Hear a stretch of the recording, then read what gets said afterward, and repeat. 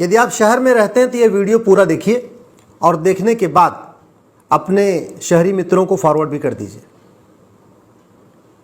किस तरीके से शहर में एक ऑर्गेनाइज्ड लूट हो रही है, ऑर्गेनाइज्ड करप्शन हो रहा है, उसका मैं आपको एग्जांपल देता हूं।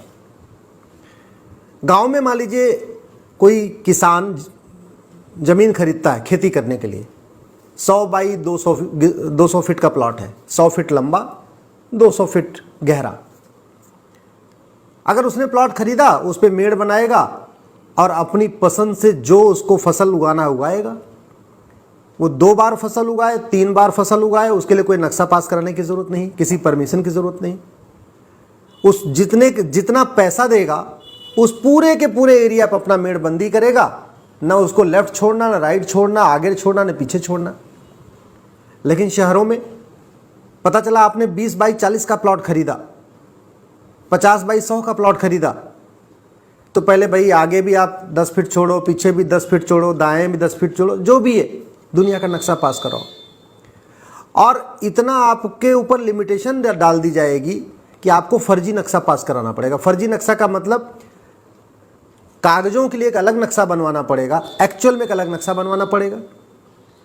जो कागजों वाला नक्शा है उसके हिसाब से आप मकान बना ही नहीं सकते।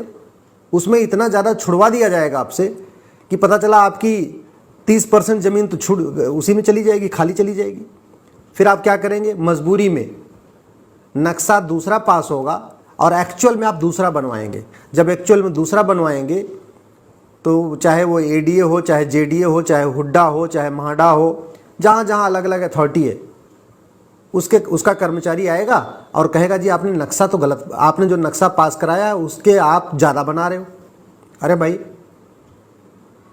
पैसा हमारा, प्लॉट हमारा, तुम कौन होते हो नक्शा पास करने वाले? गांव में किसी की हिम्मत है जाके कि किसान को कह दे कि भाई तुम्हारा ये खेत है, इसमें 10 फीट आगे छोड़ो, 10 फीट पीछे छोड़ो? किसी की हिम्मत है किसान से कह दे कि नहीं अभी मटर मत पैदा करो, इसमें भी चना मत पैदा करो, इसमें गेहूं मत पैदा करो? जब गांव में किसान से हिम्मत नहीं होती है, वहां कोई नक्शा पास नहीं कराना है, तो शहर में क्यों पास कराना?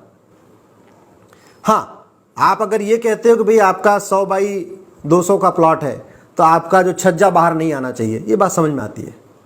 आप ये कह दो आपका रैंप बाहर नहीं आना चाहिए, बात समझ में आती है। आप ये कह दो कि भाई रेन वाटर हार्वेस्टिंग जरूर आपको इसमें व्यवस्था करनी है, ठीक है, ये भी अच्छी बात है। पानी की बचत होनी चाहिए। जो बारिश का पानी है उसको अपना डाल दिया, वो अपना नीचे चला गया, उससे वाटर लेवल बढ़ेगा, ये बात भी समझ में आती है।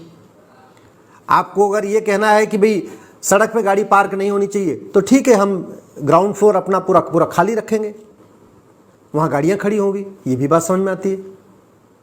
आप अगर कहते हो कि मकान सुरक्षित होना चाहिए, इसलिए आपका पिलर इतना मोटा होना चाहिए, उसमें सरिया इतनी पड़नी चाहिए, सीमेंट बालू का रेशियो ये होना चाहिए जिससे मकान न गिरे, ये बात भी समझ में आती है। लेकिन आगे छोड़ना, पीछे छोड़ना, दाएं छोड़ना, बाएं छोड़ना, अरे जब प्लॉट हमारा है तो नक्शा आपका क्यों होना चाहिए? आप कौन होते हैं नक्शा पास करने वाले? जब आपने प्लॉट को बेच दिया, चाहे वो गाजियाबाद डेवलपमेंट अथॉरिटी हो, चाहे वो दिल्ली में डीडीए हो, हरियाणा में हुड्डा हो, जयपुर में जेडीए हो, इलाहाबाद में एडीए हो, वाराणसी में वीडीए हो, कानपुर में केडीए हो, लखनऊ में एलडीए हो, जो भी, ऐसे पटना में भी, हर शहरों में अपना एक डेवलपमेंट अथॉरिटी होती है। वो नक्शे उसका उस प्लॉट पे जब उसने प्लॉट को बेच दिया और वो प्लॉट का म्यूटेशन हो गया, खरीदार ने प्लॉट खरीद लिया, तो उस प्लॉट का मालिक तो खरीदार हो गया ना, तो उसको इस बात की छूट मिलनी चाहिए ना कि अपनी पसंद का अपना मकान बनाए हो। उसमें अथॉरिटी का क्या काम है? और अगर इतना ही करना है कि भाई ठीक है, जो नक्शा हमसे पास कराओ, तो फिर नक्शा पास करने के बाद 1 लाख रुपए दे के फिर उसको छज्जा क्यों बढ़वा देते हो? इसका मतलब ये भ्रष्टाचार करने के लिए नक्शा पास कराया जा रहा है। नक्शा ऐसा बनवाया जाता है, ऐसा मजबूर किया जाता है नक्शा पास बनाने के लिए कि वो नक्शे पे आप बना ही नहीं पाओ, और जब बना ना पाओ तो फिर आपको अपराधी बना दिया जाएगा। मतलब पैसा आपने खर्च किया प्लॉट खरीदने में, प्लॉट आपका है और आपसे कह रहे हैं हमसे नक्शा पास कराओ। नक्शा ऐसा बनाएंगे, ऐसा पास करेंगे जो उस पर आप बना ही नहीं सकते हो, और जब बना नहीं सकते हो और आप थोड़ा मान लीजिए छत थोड़ी सी आगे बढ़ाई तो बोलेंगे जी आपने छत आगे बढ़ा दिया, एक काम करो 1 लाख रुपए दो, 2 लाख रुपए दो। इसलिए कह रहा हूं ये ऑर्गेनाइज लूट हो रही है। मैं प्रधानमंत्री जी से निवेदन करता हूं, मुख्यमंत्री से भी निवेदन करता हूं, इस ऑर्गेनाइज क्राइम को लूट बंद करिए। ये जो एडीए, जेडीए, एलडीए, पीडीए के लोग हैं, ये लूट करने के लिए ऐसी व्यवस्था बना रखे हैं। भाई जितने बड़ा प्लॉट है उसके छत बाहर नहीं होनी चाहिए, ये बात तो समझ में आती है। जितना बड़ा प्लॉट है उसकी रैंप सड़क पर नहीं होनी चाहिए, ये बात समझ में आती है। जितना बड़ा प्लॉट है उसके हिसाब से वहां पे वाटर हार्वेस्टिंग होनी चाहिए, बात समझ में आती है।